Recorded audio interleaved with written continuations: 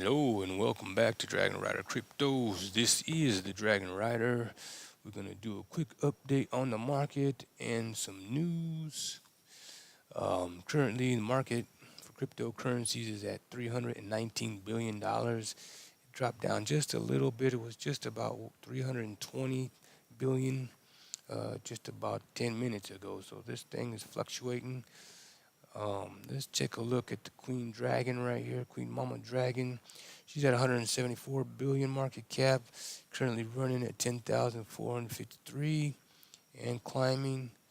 Ethereum's around 500, Bitcoin Cash around 1,600. It's hanging out right around there. Ripple, Bitcoin Gold still at number 5, just floating around 350. Dash has spread its wings and has climbed. It is soaring still at 700.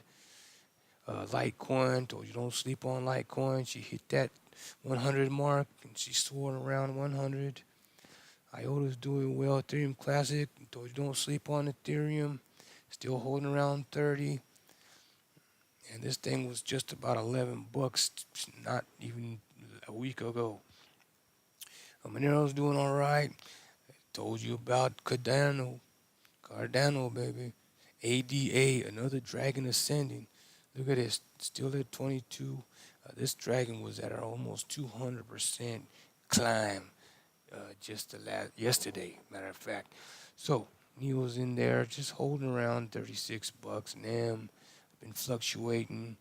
Let's take a look at the biggest losers and gainers trending. Let's take a look. Qubits at number 1 is the biggest gainer. We got Gold Blocks, Force. Let's see, Blueberry, eBitcoin Cash. There's a few of them. Pure Coins doing pretty good in there. And Electronium. I wouldn't sleep on this one either if I was you. This is not financial advice, but it's just our opinion that this Electronium is one to keep an eye on. All right, then biggest losers. B3 coin, number 01. Actually, this was just down around number 10 or 11 spot just about 5 minutes ago. So it has climbed, probably because I was talking a little bit crap about it, just trying to show me. All right, so B3 coin, you got Swiss coin, Bitcoin, a bunch of other ones in here that have basically dropped down the chain. So let's get into the news. And the news is mainstream has essentially opened its eyes and is coming out around the cryptocurrencies and Bitcoin in particular. Institutional investors, governments, and whatnot are already in the space, making their moves. And if you've been watching the market, you can see how they're moving. But regardless, Bitcoin has grown exponentially, and it should be catching your eye by this time if you were still on the fence, people. This is not going anywhere except to the damn moon. So let's get into the news and check it out. Bitcoin is nearing the $10,000 milestone and even attracting attention on Capitol Hill, where Federal Reserve Chair nominee Jerome Powell said the Fed has its eyes on the cryptocurrency. The valuations have really gone up quite a lot in the last year or so. I don't have a view on the appropriate level of the valuation, of course, but again, it's from our standpoint, cryptocurrencies are something we monitor very carefully. We actually look at blockchain as something that may have significant applications in the wholesale payments part of the economy, something we pay close attention to. That's not all. Last night on Fast Money, Mike Novogratz from Galaxy Investment Partners said he could easily see Bitcoin hitting $40,000 by the end of 2018. That's right. She said $40,000 by the end of 2018. 40,000, ladies and gentlemen. Bitcoin could be at 40,000 at the end of the 2018. It really easily could. I'm probably over 20% at this point. And, because it keeps going up and I take some off and then I get, well, why am I taking it off and I buy more? And maybe it's even 30%. He was referring to the percentage of his net worth invested in cryptocurrency. 20% of his... Maybe even as much as 30%. Yeah. So there's kind of this 30% or 33% rule that a lot of people use. And that is, say you take $100 and you invest in a lending ICO or an ICO, and then you get your return, which is like 10x, 20x, maybe 50x your initial capital. So what you're doing is you're taking 30 or 33% of that back.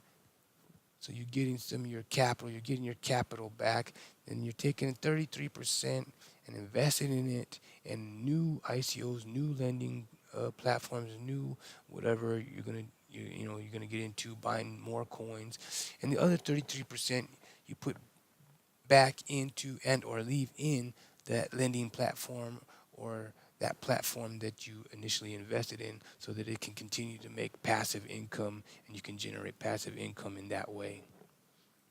He's all in. So what's next for Bitcoin, a boom or a bust? Let's bring in Chris Berniski, author of Crypto Assets, the Innovative Investor's Guide to Bitcoin and Beyond, as well as CNBC contributor Dennis Berman from the Wall Street Journal. Chris, I will start it off with you because you just came off of a panel you gave on Bitcoin, and I want to put up a slide that you actually showed your audience with the Bitcoin chart, because everybody likens Bitcoin to a bubble. Even Novogratz has said that this could be the bubble of a lifetime. But the point here is that we could be in a bubble, but this bubble could go for a long time. There could be a lot of money to be made here. Where are we? If you were to say what inning we are in this Bitcoin ride, where are we?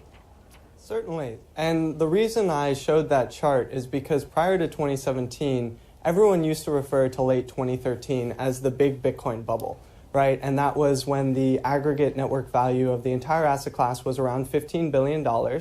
And we proceeded to correct about 85%. So November 2013 to January 2015, we had a massive drawdown. Lots of people said, this is useless, this is going nowhere. And now here we are with Bitcoin at 10,000, and everyone wants to call it a bubble again.